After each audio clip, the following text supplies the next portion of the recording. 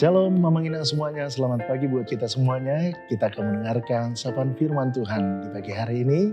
Kita berdoa. Bapa dalam sorga, terima kasih Tuhan Yesus untuk berkat-Mu. Terima kasih untuk kesempatan dan hari baru yang Tuhan izinkan boleh kami jalani pada saat ini. Kami akan merenungkan dan mendengar firman-Mu Tuhan. Biarlah firman-Mu Tuhan berkembang dalam hidup kami agar menjadi pelita dalam kehidupan kami. Terpuji termulialah Engkau Allah. Dalam nama Tuhan Yesus Kristus kami berdoa. Amin. Amanginang saudara-saudara yang dikasihi oleh nama Tuhan Yesus Kristus. Firman Tuhan buat kita di pagi hari ini tertulis di dalam Markus pasal yang 11 ayat 25. Demikian pembacaan firman Tuhan.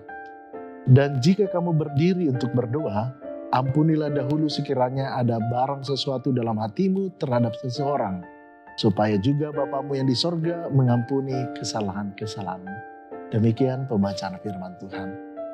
Amanginang saudara-saudara yang dikasihi dalam nama Yesus Kristus, dosa menjadi penghalang berkat Tuhan tercurah dalam kehidupan kita.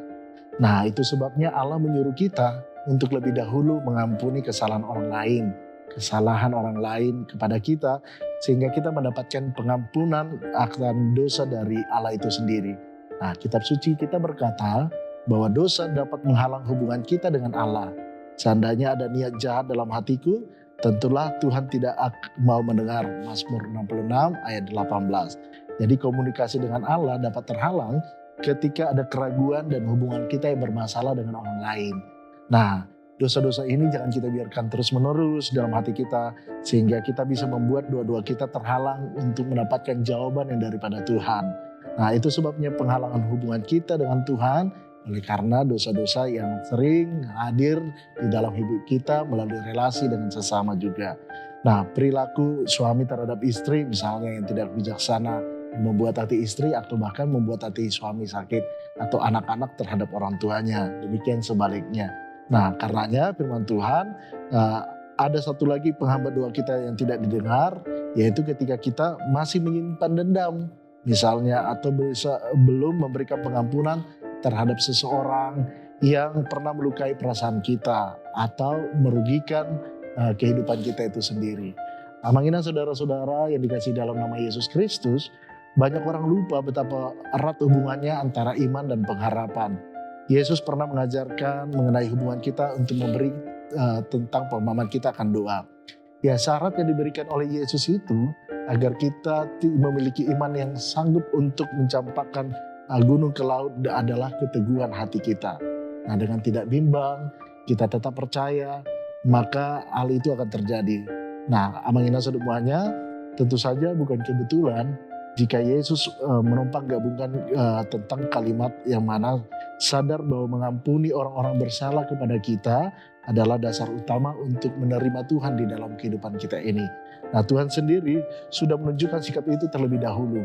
Dia hadir melalui kehadiran Yesus Kristus dan menyerahkan dirinya untuk mengampuni dosa-dosa manusia dan memberikan jembatan antara Allah dan manusia, bisa terjadi rekonsiliasi oleh karena kehadiran Yesus Kristus.